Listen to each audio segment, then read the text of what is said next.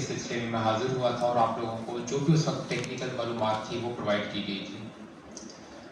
तो जैसे कि आप लोगों को पता है कि 2017 से ये स्टार्ट हुआ है कि जितने भी हमारे मैन्युफैक्चरर्स हैं, फार्मास्यूटिकल मैन्युफैक्चरर्स और इम्पोर्टर्स हैं, उनके लिए एक ऐसा रो था जिसमें ये थी कि तमाम फार्मास्यूटिकल यूनिट्स को मार्क किया जाएगा या उनके ऊपर एक डेटा मैट्रिक्स प्रिंटिंग की जाएगी।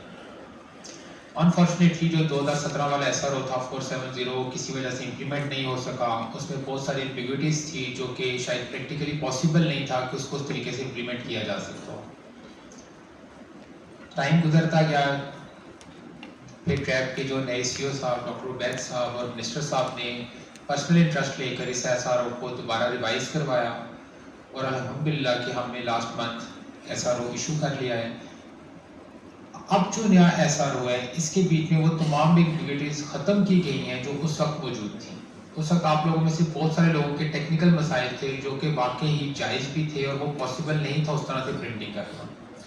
लेकिन अब जो एसआरओ पब्लिश हुआ है, अब जो एसआरओ इशू हुआ है, इसके बीच में वो तमाम एम्बिग्विटीज को ख़त्म कर दिया गया। अब ये 100% इम्प्लीमेंटेबल है, इंटरनेशनल स्टैंडर्ड्स के साथ बिल्कुल अलाइंड है और इंटरनेशनली हार्मोनाइज्ड है। तो मैं एक छोटी सी प्रेजेंटेशन है पहले वो स्टार्ट करूंगा, क्योंकि जो आज की बेसिकली इस मीटअप का पर्पस था वो ये था कि आप लोगों को जो टेक्निकल क्वेश्चन आंसर हैं, कि आप लोगों को जो टेक्निकली डिफिकल्टीज या टेक्निकली प्रॉब्लम्स फेस कर रहे हैं इस एसआरओ को इम्प्लीमेंट करने के लिए, उसके हवाले से आप लोगों के जो सवालों जवाब हैं हम उसके ऊपर ज़्यादा टाइम दे सकें, बजाय इसके कि आप वही प्रेजेंटेशन जो पहले मल्टीपल टाइम्स दी जा चुकी है उसको देखते रहें। तो मैं स्टार्ट लेता हूँ एक ब्रीफ सी प्रेजेंटेशन से और उसके बाद हम क्वेश्चन आंसर के सेशन की तरफ चलते हैं।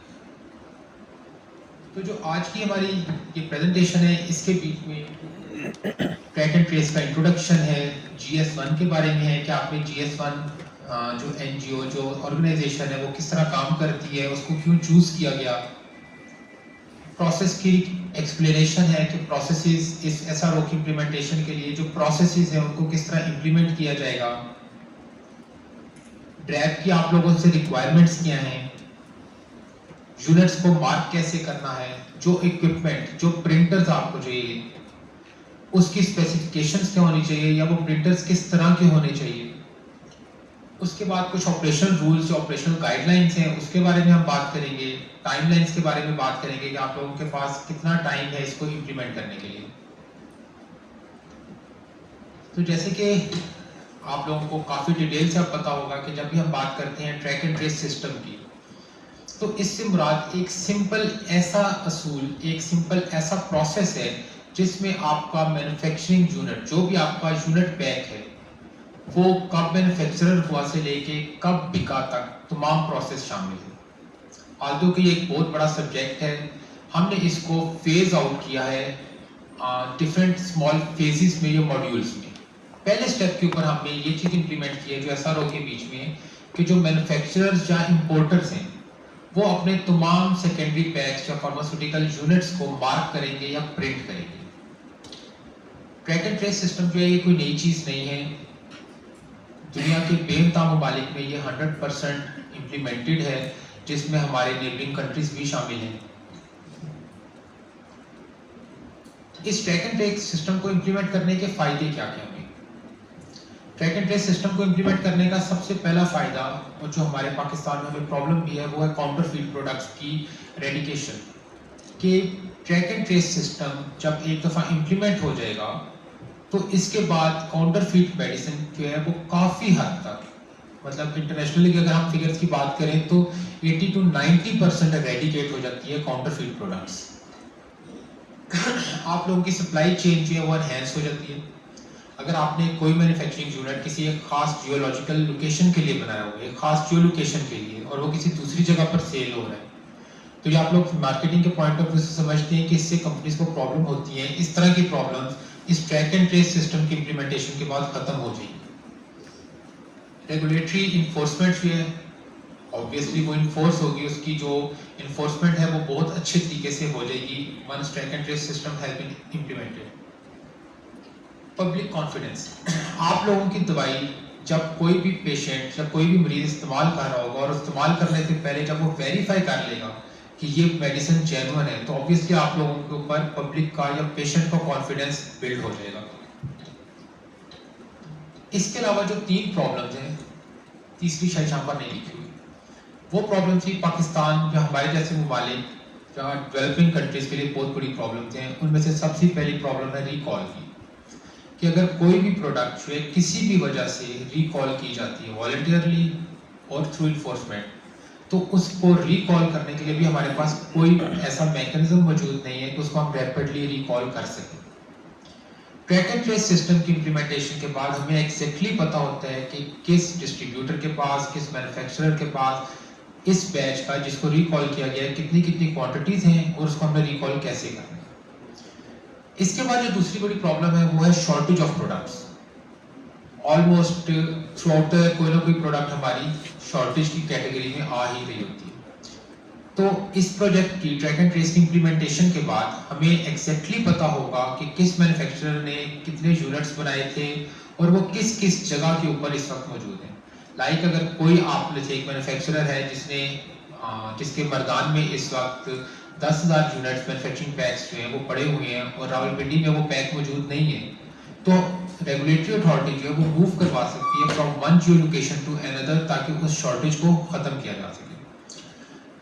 और जो लास्ट पॉइंट जो कि यहाँ पे नहीं लिखा हुआ वो है एक्सपोर्ट का, कि मेजॉरिटी जो कंट्रीज हैं जहाँ पर हम एक्सपोर्ट कर सकते हैं वहाँ पे या ट्रैक एंड ट्रेस सिस्टम जो है या ट्रैक एंड ट्रेस जो मेथोडोलॉजी है ये या इम्प्लीमेंट कर दी गई है या इम्प्लीमेंट की जा रही है। मेजॉरिटी ऑफ द कंट्रीज, बहुत कम अरसे में ये ऑलमोस्ट सारी दुनिया में track and trace system for pharmaceutical वो इम्प्लीमेंट हो चुका होगा। तो अगर हम लोग अपनी एक्सपोर्ट बढ़ाना चाहते हैं, जिस तरह हमारे ऑनरेबल मिनिस्टर साहब सैयद मुस्तफा कमाल साहब ने कहा कि हम इसको 30 बिलियन पे लेके जाना चाहते हैं, लेकिन हम जितनी भी बढ़ाना चाह रहे हैं ये हमारी एक्सपोर्ट उसी सूरत में बढ़ सकती है जिस वक्त हमारे पास बाकी दुनिया को कम्पीट करने वाले सिस्टम्स मौजूद हों। और उनमें से एक सिस्टम जो है वो ट्रैक एंड ट्रेस का इम्प्लीमेंटेशन भी है।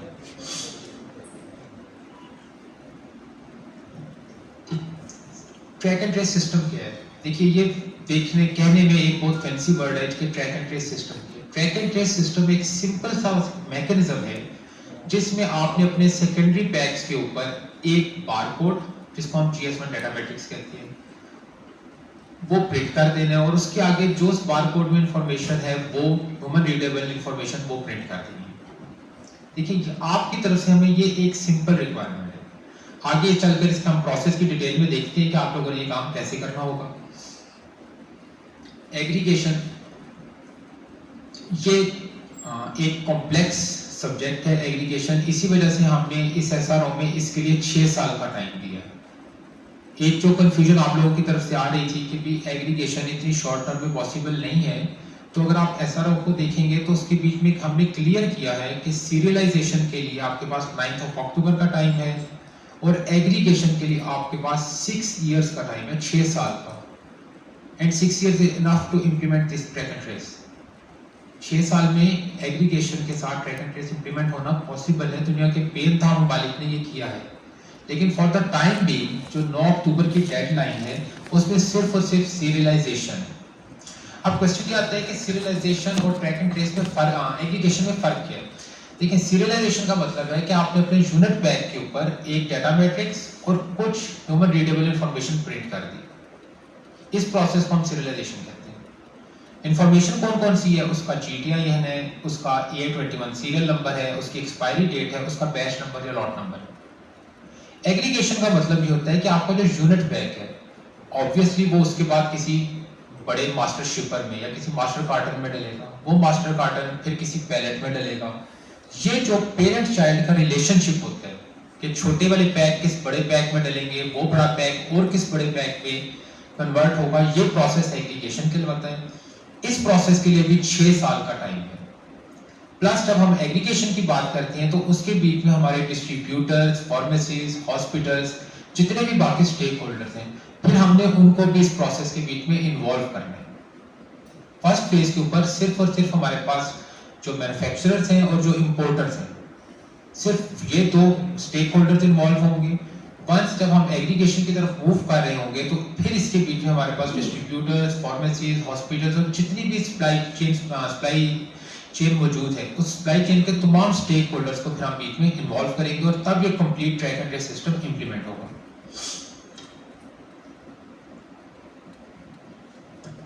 इसके बाद नेक्स्ट जो कॉमन सवाल है वो है कि GS1 की। तो आप लोग GS1 की मिसाल सेम ISO की तरह लेनी चाहिए कि GS1 जो है एक ग्लोबल ऑर्गेनाइजेशन है, नॉन प्रॉफिट ऑर्गेनाइजेशन है, जिसका काम ये रजिस्ट्री रखना है कि दुनिया में मौजूद तमाम अद्वियात का यूनिक आइडेंटिफिकेशन कोड्स क्या हैं। जिस तरह हमारे पास टेलीफोन नंबर है, मेरा एक अलग मोबाइल नंबर है जो कि यूनिक है, लेकिन ये सिर्फ पाकिस्तान के अंदर यूनिक है, मे बी के नाइजीरिया में, साउथ अफ्रीका में किसी और का भी सेम डे नंबर हो सकता है। तो हमें एक ऐसी ऑर्गेनाइजेशन चाहिए थी जो सारी दुनिया में इस यूनिकनेस को बरकरार रख सके। तो उसके लिए ग्लोबली GS1 ही सिर्फ मौजूद है। जितने भी ममालिक में फार्मास्यूटिकल के ऊपर track and trace system implement हुए हैं या track and trace system implement हो रहे हैं, वो सब के सब GS1 के साथ चल रहे हैं और ये सेम इसी तरह है जिस तरह ISO हमारे पास है और आप लोग ISO की सर्टिफिकेशंस लेते हैं। इसके बाद है कि 2D डाटा मैट्रिक्स क्या चीज़ है। आप में से मेजॉरिटी लोगों ने QR कोड देखा होगा। QR कोड जो है वो भी डाटा मैट्रिक्स है और 2D है, 2 डायमेंशनल है। फार्मास्यूटिकल के बीच में जब हम ये डाटा मैट्रिक्स यूज करते हैं तो QR कोड की कुछ लिमिटेशंस की वजह से हम यूज नहीं कर सकते। उसके लिए जो GS1 ने स्टैंडर्ड बनाया है उसका नाम GS1 2D डाटा मैट्रिक्स है। तो आप लोगों ने ये GS1 2D डाटा मैट्रिक्स जो कि बजायर देखने में, टेक्निकल की बात नहीं हो रही, बजायर देखने में QR कोड की तरह एक सिंपल डाटा मैट्रिक्स है, एक बार कोड है जिसको आपने अपने सेकेंडरी पैक के ऊपर प्रिंट करना है या मार्क करना है। उसके बाद नेक्स्ट पॉइंट है GTIN। GTIN सेम इसी तरह है जिस तरह हम लोगों के मोबाइल नंबर हैं, जिस तरह आप लोगों के व्हीकल्स के, गाड़ियों के नंबर हैं। एक आइडेंटिफिकेशन, आप में से अगर किसी कंपनी के एक प्रोडक्ट है पैनाडोल, तो उस पैनाडोल जो भी उसकी स्ट्रेंथ है 100, पैनाडोल 100 की हम बात करते हैं, उसका एक खास GTIN होगा, एक खास नंबर होगा जो आइडेंटिफाई करेगा कि ये नंबर जो है इस पैनाडोल 100 mg का ही है। इसी तरह 200 mg की होगी तो उसका एक और नंबर होगा, अगर कालपोल है तो और मेडिसिन है उसका कोई और नंबर होगा। तो GTIN बेसिकली एक नंबर प्लेट से, एक आइडेंटिफिकेशन मार्क से मुख्तलिफ किस्म की अद्वियात और मुख्तलिफ किस्म के यूनिट पैक्स के। अब आपको ये GTIN देता कौन है? ऑब्वियसली आपको एक सेंट्रलाइज्ड रिपोजिटरी चाहिए जहाँ के सब लोगों की प्रोडक्ट्स के GTIN नंबर्स मौजूद हों। तो ये आप लोगों को GS1 प्रोवाइड करते हैं। GS1 का पाकिस्तान में भी ऑफिस है, GS1 पाकिस्तान के नाम से, जिससे आप लोगों में से मेजॉरिटी ने GTIN जो है वो लिए हुए हैं या ले रहे होंगे। इसके बाद अगला जो पॉइंट है वो है GLN, ग्लोबल लोकेशन नंबर।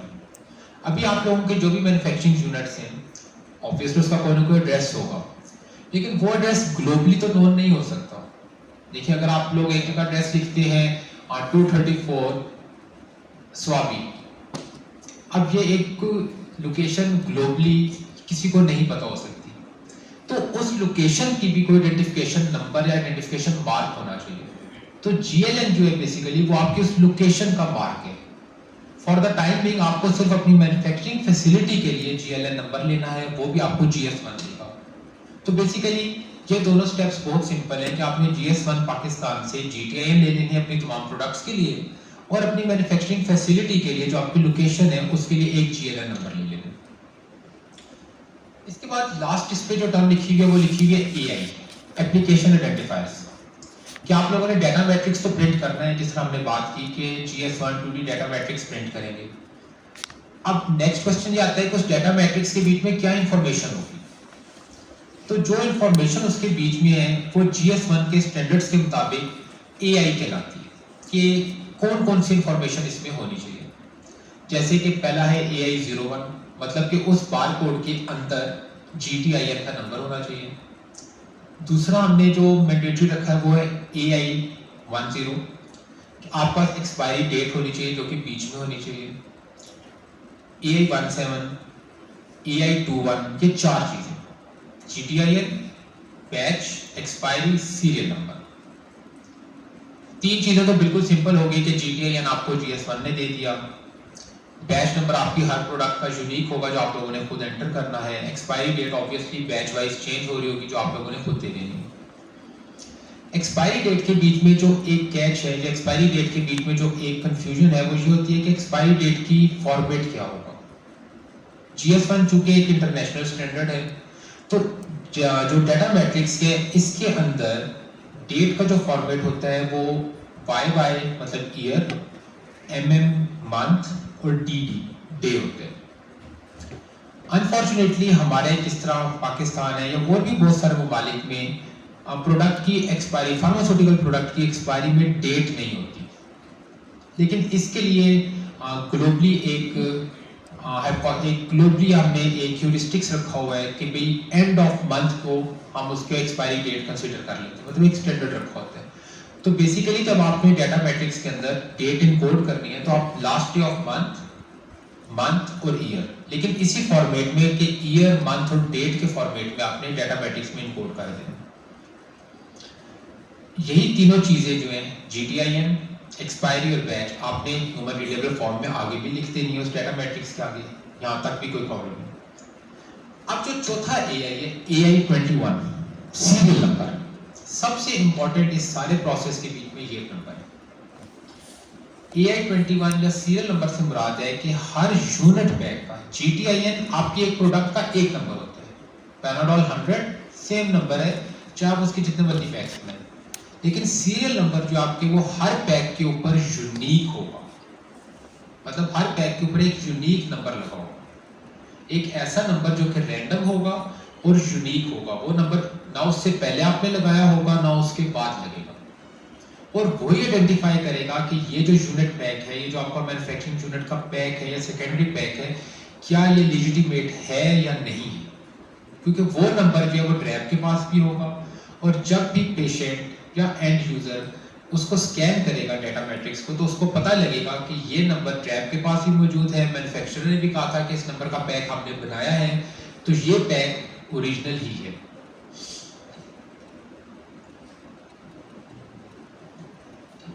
अब तक कि आपको मेरी बातों से प्रोसेस काफी कॉम्प्लेक्स लग रहा होगा, लेकिन इनफैक्ट ये प्रोसेस कॉम्प्लेक्स नहीं है। इस प्रोसेस के बीच में आपके पास 4 सिंपल स्टेप्स हैं। Step 1, register with GS1। आप GS1 के पास जाएं, उन्हें अपनी कंपनी का नाम बताएं, उन्होंने कहेंगे कि हमें अपनी प्रोडक्ट्स के लिए GTIN चाहिए और GLN चाहिए। स्टेप 2, ड्रैब के पास रजिस्टर होना है। आप में से मेजॉरिटी जो है मैन्युफैक्चरर्स ऑलमोस्ट सारे ही ड्रैब के पास ऑलरेडी रजिस्टर है, क्योंकि आप लोग अपनी फी, रजिस्ट्रेशन, रिन्यूअल्स, वेरिएशंस, जितने भी स्टेप्स हैं आपके वो सारे ड्रैब के ऑनलाइन पोर्टल्स के ऊपर ही कर रहे हैं, तो आप ऑलरेडी सब लोग ड्रैब के साथ रजिस्टर है। तीसरा स्टेप है प्रिंटिंग या मार्किंग, कि जो आप लोगों के यूनिट बैग्स हैं उनको प्रिंट करना है डाटा मैट्रिक्स, और लास्ट स्टेप है कि वो डाटा आपने ड्रैब को सबमिट कर देना। तो टोटली ये जो ट्रैक एंड ट्रेस का प्रोसेस है इस SRO के मुताबिक वो इन 4 स्टेप्स पे कंप्लीट होगा। इसमें से जो पहला स्टेप है GS1 के साथ रजिस्ट्रेशन, ऑलमोस्ट अल्हम्दुलिल्लाह आप में से ऑलमोस्ट सब लोग ये कर चुके हैं, ड्रैब के साथ रजिस्ट्रेशन आप लोगों की मौजूद है। लास्ट स्टेप जो है डाटा अपलोड टू ड्रैब, वो भी आप सब लोग कर रहे हैं किसी ना किसी सूरत में। आप लोग अपने फीस चालान अपलोड करते हैं, अपनी प्रोडक्ट का डाटा अपलोड करते हैं, तो वो भी आप लोग कर रहे हैं। इसमें जो मिसिंग है, जो इस चेन के बीच में मिसिंग पॉइंट है, वो है प्रिंटिंग और मार्किंग, जो कि अभी आप लोग नहीं कर रहे, या अगर कर भी रहे हैं तो वो ड्रैब की रिक्वायरमेंट्स के मुताबिक नहीं कर रहे। अब हम इस पॉइंट के लिए आगे चलते हैं। एक जनरल स्लाइड कि आपको इन सारी चीज़ों से सिर्फ ड्रैब को फायदा नहीं है, मैन्युफैक्चरर्स को भी फायदा है। ये बहुत सिंपल पॉइंट्स हैं कि मैन्युफैक्चरर्स को ट्रैक एंड ट्रेस सिस्टम किस तरह हेल्प करता है ग्रो करने में और चीज़ों को स्ट्रीमलाइन करने में। जिस तरह मैंने बात की थी पीछे कि पेशेंट का कॉन्फिडेंस भी आप लोगों को मिलेगा। ड्रैब की ये मोबाइल ऐप है जो कि एंड्रॉयड और iOS दोनों के लिए मौजूद होगी। कोई भी पेशेंट जब दवाई लेगा, आपका यूनिट पैक लेगा, वो उसको स्कैन करेगा और उसके पास इंफॉर्मेशन आ जाएगी कि आपका ये पैक जो है ये लेजिटिमेट है या नहीं है। अब आप सोच सकते हैं कि अगर किसी भी यूनिट पैक के ऊपर पेशेंट को ये जवाब जाए कि भी इस पैक का रिकॉर्ड ड्रैब के पास मौजूद नहीं है, तो ऑब्वियसली आपकी वो दवा वो पेशेंट कभी भी इस्तेमाल नहीं करेगा। इसके अलावा अगर आप इसके बीच में देखें तो इसके बीच में रिकॉल के अलर्ट्स हैं कि पब्लिक के लिए, जिस तरह मैंने बात की थी कि रैपिड रिकॉल अलर्ट्स मैनेजमेंट बहुत आसान हो जाएगी कि इस ऐप में उसको फौरन पता चल जाएगा कि कौन सी दवा जो है वो रिकॉल हुई है, उसको नहीं खरीदना, किस जगह के ऊपर दवा की शॉर्टेज है, वो कंप्लेंट जो है इसके बीच में लॉन्च हो जाएंगी। अगर उसको किसी दवा के हवाले से कोई कंप्लेंट है तो कंप्लेंट मैनेजमेंट भी इसी ऐप के जरिए हो जाएगी। इसके बीच में जो आई कैचिंग है वो सिर्फ दरमियान वाली एक स्क्रीन है जिसके ऊपर देखिए आपको क्लियरली लिखा नजर आ रहा होगा batch, product batch not found, कि मैं एक पेशेंट हूँ, मैं एक दवा आप लोगों की किसी भी कंपनी की मैन्युफैक्चरर की लेता हूँ और जब उसको स्कैन करता हूँ मुझे मैसेज मिलता है कि प्रोडक्ट बैच नॉट फाउंड, तो इसका मतलब ये है कि इस पैक की ट्रैप रिस्पॉन्सिबिलिटी नहीं ले सकता कि क्या ये लेजिटिमेट है या नहीं है। इसी की निस्बत अगर आप लोगों की प्रोडक्ट का डाटा ट्रैप के पास मौजूद है तो जो लास्ट वाली स्क्रीनशॉट आपको नजर आ रही है जिसमें आपको वेरीफाइड का या ये लिखा नजर आ रहा होगा कि बैच का डाटा ट्रैप के पास मौजूद है, तो वो बेसिकली एक पेशेंट ट्रस्ट को, एक पेशेंट के कॉन्फिडेंस को बिल्डअप कर रहा है। हमारी आज की जो असल प्रेजेंटेशन है वो यहाँ से शुरू हो रही है। जो हमारा तीसरा पॉइंट था प्रोसेसेस के बीच में, पहला था कि GS1 से रजिस्टर होने आप लोग हो गए, ट्रैप से रजिस्टर होने हो गए, लास्ट स्टेप था ट्रैप को डाटा अपलोड करना है, वो आप लोग ऑलरेडी कर रहे हैं, कुछ कर रहे हैं, कुछ इसके बाद मजीद करेंगे। जो मिसिंग पॉइंट था बीच में कि आप लोगों ने मार्किंग कैसे करनी है, असल चीज ये बहुत सारे मिसकंसेप्शंस और बहुत सारी कंफ्यूजिंग चीजें जो इस वक्त मार्केट में मौजूद है। बेसिकली हमारी इस और 11th आवर जो हमारी ये ट्रेनिंग सेशन है इसका असल रीज़न भी यही था कि मार्केट की उन कन्फ्यूजन्स को दूर किया जाए कि ये मार्किंग किस तरह होनी है। जिस तरह मैं इससे पहले अल्फाज यूज़ कर रहा था कि आप लोगों ने मार्किंग करनी है, उसके बीच में ये AI होंगे, उसके बाद प्रिंटिंग हो जाएगी, डाटा आपने ट्रैप को अपलोड करना है, ये सब कुछ जो है ये बीच में इस इक्विपमेंट का कमाल होगा। जो आपने प्रिंटर, जिसको आप लोग प्रिंटर कर रहे हैं, बेसिकली वो मार्किंग मशीन है। वो मार्किंग मशीन आपको प्रिंटिंग भी करके देगी, वो मार्किंग मशीन आपके उस डाटा को वैलिडेट भी करेगी, वो मशीन जो है आपके उन प्रिंटिंग्स के जो कैटेगराइजेशन है, चाहे जो क्लासिफिकेशन है कि आप लोगों की प्रिंटिंग किस स्टैंडर्ड की है वो भी करेगी, और लास्ट के ऊपर आप लोगों को वो फाइल, वो डाटा भी देगी जो आपने टैब को सबमिट करना है। तो बेसिकली आपके रेगुलेटरी के जो भी रिसोर्स होगा उसका काम उस फाइल को ड्रैब के पोर्टल के ऊपर अपलोड करने थे। इसके प्रोसेस के बीच में ड्रैब के साथ आपको और कोई इंटरेक्शन नहीं है अदर देन कि आपने जो फाइल उस मशीन या मार्किंग इक्विपमेंट ने जनरेट की है आपने उसको ड्रैब के पोर्टल पे अपलोड करना। दूसरा इसमें पॉइंट था कि आप लोगों ने प्रिंटिंग तो करनी है, कहाँ पे करनी है। तो प्रिंटिंग के हमारे पास पैकेजिंग लेवल्स मुख्तलिफ हैं। इस SRO में हमने स्पेसिफिकली मेंशन किया है कि ये प्रिंटिंग जो है ये इस वक्त सिर्फ और सिर्फ सेकेंडरी पैक्स के ऊपर है। बाय डेफिनेशन सेकेंडरी पैक हम उस पैक को कहते हैं जो कि डायरेक्ट मेडिसिन के साथ इन कॉन्टैक्ट नहीं होता।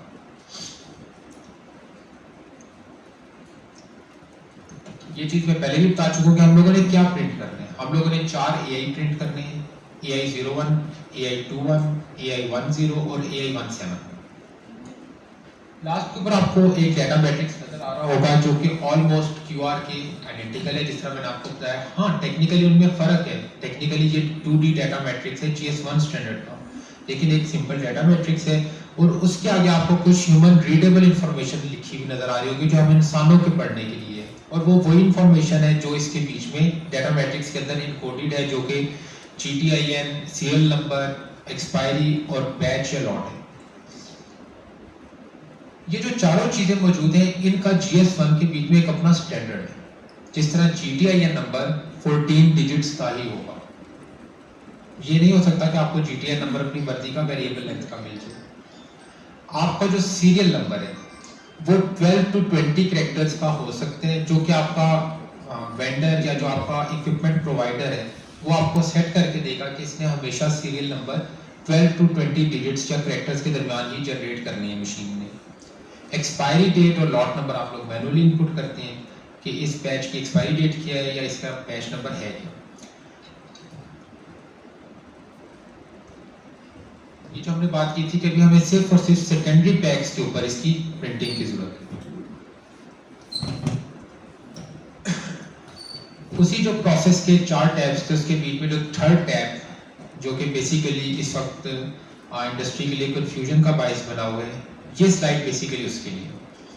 जिस चीज़ को हम प्रिंटर कह रहे हैं या जिसको हम मार्किंग इक्विपमेंट कह रहे हैं, बेसिकली वो कुछ इस तरह की मशीन होती है। इसके बीच में सिर्फ प्रिंटर नहीं है। प्रिंटर का मतलब होता है एक ऐसी डिवाइस जो कि कुछ भी प्रिंट करके दे सकती है, लेकिन इस डिवाइस के बीच में प्रिंटर से बढ़कर कुछ फीचर्स या कुछ एट्रीब्यूट्स मौजूद होते हैं। वो कौन से हैं? इस डिवाइस का स्टेज 1 में काम है कि आपके यूनिट बैग के ऊपर data matrix as per ड्रैप regulation print कर देना। सीरियल नंबर ये मशीन खुद जनरेट करेगी। इस मशीन के अंदर ये इसकी इंटीग्रेटेड कैपेबिलिटी है कि इसने रैंडम सीरियल नंबर जनरेट करना है। ये सीरियल नंबर जनरेट करेगी, GTIN, आपसे जो एक्सपायरी और बैच नंबर, वो सब कुछ प्रिंट करेगी। स्टेप 1। स्टेप 2, इस मशीन के अंदर एक कैमरा लगा होगा जिसको हम इमेजर कहते हैं टेक्निकली। वो उसकी तस्वीर लेगा चलती हुई, ये बेल्ट के ऊपर सब कुछ चल रहा है। कैमरा तस्वीर लेने के बाद अपने इंटरनल ग्रेडिंग करेगा, इंटरनली उसको एवेल्युएट करेगा कि जो प्रिंट हुआ है क्या वो प्रिंट अप टू मार्क है, जो ड्रैप ने स्टैंडर्ड्स बताए हैं क्या उसके मुताबिक है। अगर है तो वो उसको पास कर देगा, अगर नहीं है तो इसके बाद इसका थर्ड कंपोनेंट होगा रिजेक्शन सिस्टम। वो उस यूनिट बैग को या उस बैग को रिजेक्ट कर देगा, आइदर थ्रू न्यूमेटिक सिलेंडर और थ्रू एयर ब्लोअर। मतलब वो हवा से पुश करके उसको नीचे करा देगा या न्यूमेटिक सिलेंडर से उसको हिट करके नीचे करा देगा। और लास्ट के ऊपर मशीन या इक्विपमेंट आपको एक फाइल बनाकर दे देगी कि भी इसमें मैंने 1 लाख प्रिंट किए थे, 90,000 प्रिंट बिल्कुल ड्रैप की रिक्वायरमेंट्स के मुताबिक हैं, 10,000 जो है वो रिजेक्ट हो गई है जो कि मैंने इस लिस्ट में नहीं डाले। तो ये 90,000 की फाइल आप ड्रैप के पास अपलोड कर दें। अभी मैन्युफैक्चरर्स जो मैन्युफैक्चरर्स को प्रॉब्लम आ रही है, जो कर रहे हैं, वो ये है कि ये प्रिंटिंग मशीन या प्रिंटिंग इक्विपमेंट जो है वो हमारे कुछ वेंडर्स हजरात भी मिसगाइड कर रहे हैं कि कौन सी होनी चाहिए, जो इस वक्त असल प्रॉब्लम है। इस वक्त हमारे पास मेजॉरिटी मशीनें जो है वो ऑफलाइन अनफोल्डेड कार्टन्स के लिए। आप किसी एक कमरे में वो मशीन लगा देते हैं, उस मशीन में कोई प्रिंटर नहीं है, कोई रिजेक्शन सिस्टम नहीं है, उसने धड़ाधड़ आपको अनफोल्डेड कार्टन्स या फ्लैट कार्टन्स प्रिंट करके दे देनी है, लेट्स से 10,000 to 20,000। आपने वो सारे अपनी प्रोडक्शन लाइन पे भेजने हैं और वहां पे वो प्रिंट हो जाएंगे। लेकिन आप लोग ये नहीं सोच रहे कि आपने जो ड्रैप को डाटा सबमिट करना है वो आपने 10,000 का करना है। उन 10,000 में से शायद 8,000 आपने यूनिट्स पैक किए होंगे, 2,000 तो पैक ही नहीं हुए होंगे। आपके अगर कोई भी उसके बीच में प्रिंटिंग ड्रैप के स्टैंडर्ड के मुताबिक नहीं है तो उस मशीन ने उनको रिजेक्ट नहीं किया होगा। तो बेसिकली आप जो डाटा दे रहे हैं ड्रैप को वो इनवैलिडेटेड है। इसी वजह से हमने अपने इस SRO में अपनी इस गाइडलाइन के बीच में मेंशन किया कि ये जो इक्विपमेंट है it must be capable of 21 CFR 11 और GAMP। और इन दोनों पॉइंट्स के बीच में जो एक बहुत इंपॉर्टेंट एक बहुत कोर जो पॉइंट है वो है डाटा इंटीग्रिटी, कि आप जो डाटा ड्रैप को दे रहे हैं वो हकीकत पसंदाना होना चाहिए। अगर आप लोगों ने 9,621 यूनिट्स पैक किए हैं तो ड्रैप के पास जो फाइल मौजूद होनी चाहिए उसमें 9,621 ही होने चाहिए। ये नहीं है कि आप लोग ऑफलाइन अनफोल्डेड कार्टन के ऊपर प्रिंट करके ड्रैप को 10,000 या 15,000 का रिकॉर्ड दे दें और आपकी एक्चुअल प्रोडक्शन जो है वो 6,000 और 7,000, मतलब वो फिगर अगर ना हो। करंटली इस वक्त जो प्रैक्टिस चल रही है या करंटली इस वक्त जो मार्केट में अभी भी स्टिल जो वेंडर्स मौजूद हैं वो आप लोगों को अनफोल्डेड और फ्लैट कार्टन प्रिंटिंग का एक प्रिंटर दे देती है जिसका काम सिर्फ प्रिंटिंग करना है। हमारा मकसद यहाँ पर प्रिंटिंग करवाना नहीं है। देखिए प्रिंटिंग तो ऑलरेडी उसके ऊपर एक्सपायरी डेट भी हो रही है, उसके ऊपर प्राइस भी हो रही है, वो ड्रैप की जो लिविंग रूल्स की रिक्वायरमेंट्स है वो भी प्रिंट हो रहे हैं। हमारा मकसद है कि उसके ऊपर ऐसा सिस्टम मौजूद हो जो वेरीफाइबल हो और जिसको हम वैलिडेट कर सकें। और उसके लिए जरूरी है कि आपके पास ऐसा प्रिंटिंग इक्विपमेंट या मार्किंग इक्विपमेंट हो जिसमें ये तमाम फीचर्स मौजूद हैं। आप लोग मेरा पॉइंट ये समझ रहे हैं कि हमें बेसिकली इसके ऊपर प्रिंटिंग करना मकसूद नहीं है कि आप लोगों ने प्रिंट करके, यहाँ पर कुछ ऐसी भी कंपनीज हैं जिन्होंने इस डाटा मैट्रिक्स को आर्ट वर्क का पार्ट बना दिया कि वो प्रिंटेड ले रहे हैं, एक ही सीरियल नंबर सबके ऊपर लगा हुआ है। देखिए हमारा मकसद ये नहीं है कि आप लोग हमें डाटा मैट्रिक्स प्रिंटेड दिखा दें कि हाँ भी देखें डाटा मैट्रिक्स तो प्रिंट हुआ है। हमारा मकसद है कि ड्रैप के एसआरओ के मुताबिक जो, और ड्रैप का ये कोई पर्सनलाइज्ड एसआरओ नहीं है, ये बेसिकली ट्रैक एंड ट्रेस का जो ग्लोबल सिस्टम है, जिस तरह बाकी तमाम ममालिक ने इंप्लीमेंट किया हुआ है, ये उसी का रेप्लिका है या सेम उसी तरह हार्मोनाइज्ड है ग्लोबली। तो हम ये चाह रहे हैं कि जो उसके ऊपर प्रिंटिंग हो वो ड्रैप के एसआरओ के मुताबिक हो। 2017 और 2026 के एसआरओ में फर्क ही यही है कि उस 2017 के एसआरओ की बहुत सारी चीजें ऐसी थी जो कि मेंशन नहीं थी, लेकिन हमने इस एसआरओ में और इसके बाद गाइडलाइंस जो कि इंशाल्लाह कल पब्लिश होने की वेबसाइट पे अवेलेबल होंगी, इसमें हमने हर एक चीज का बारीक बीनी से बहुत ग्रैनुलर लेवल के ऊपर जाकर उसको एक्सप्लेन किया हुआ है।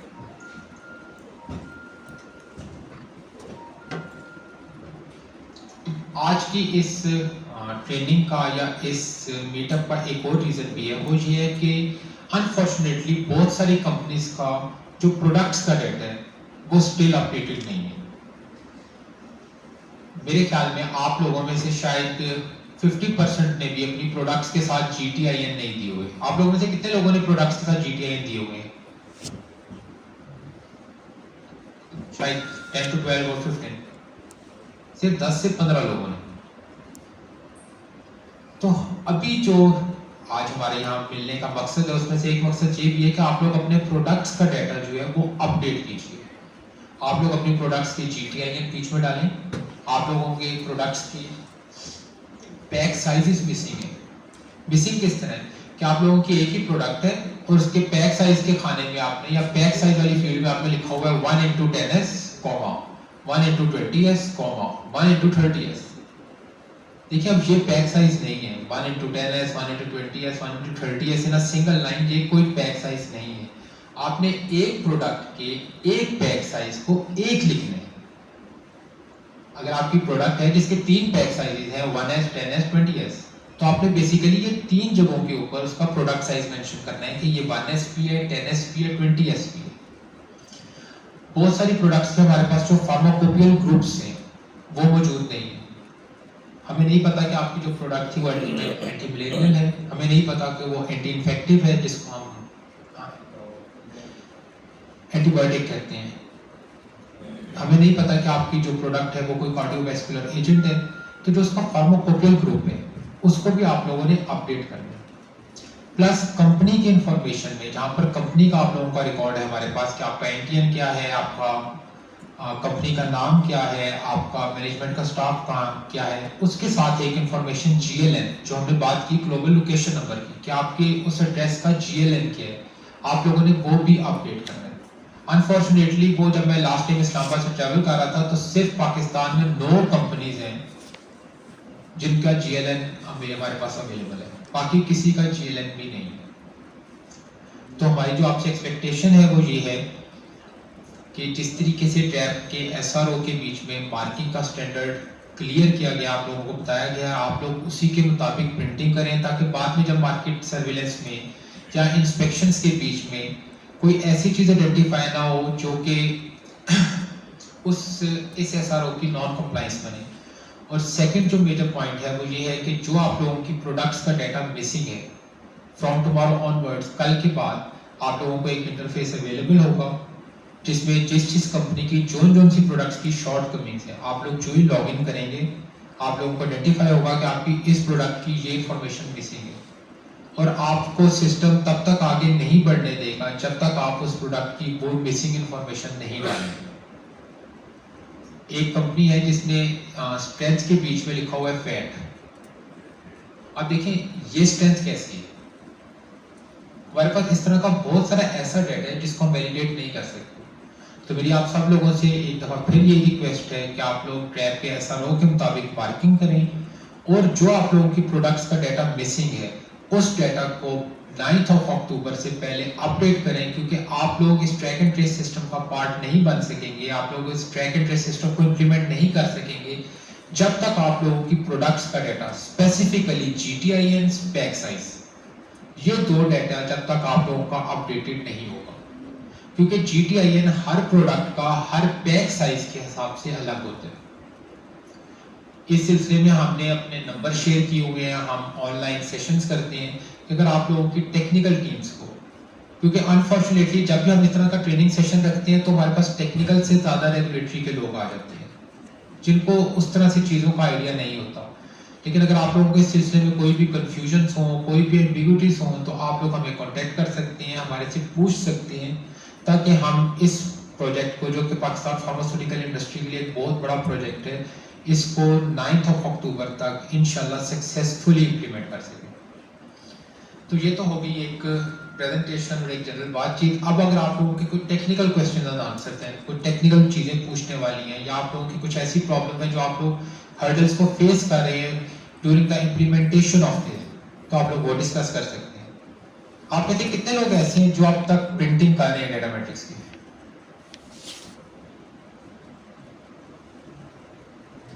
दस के करीब।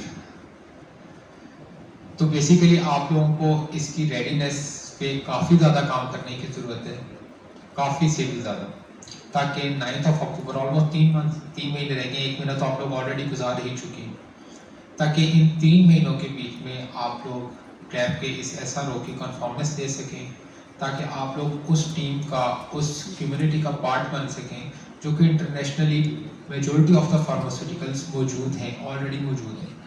आप में से कोई कंपनी ऐसी है जो इस वक्त रशिया में एक्सपोर्ट कर रही हो?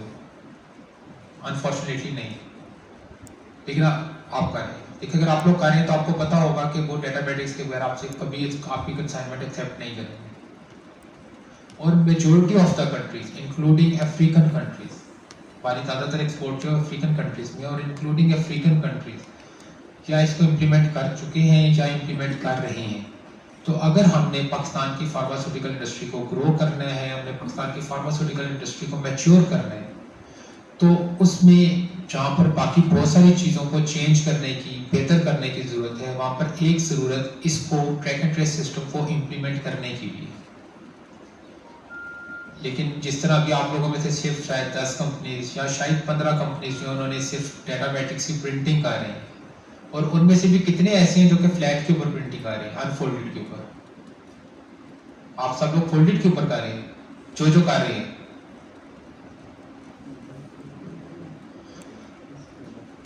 अगर आप लोगों का इस बारे में कोई भी क्वेश्चन हो, कोई भी क्यूरीज हो, तो आप लोगों को पूछ सकते हैं, क्लियर कर सकते हैं।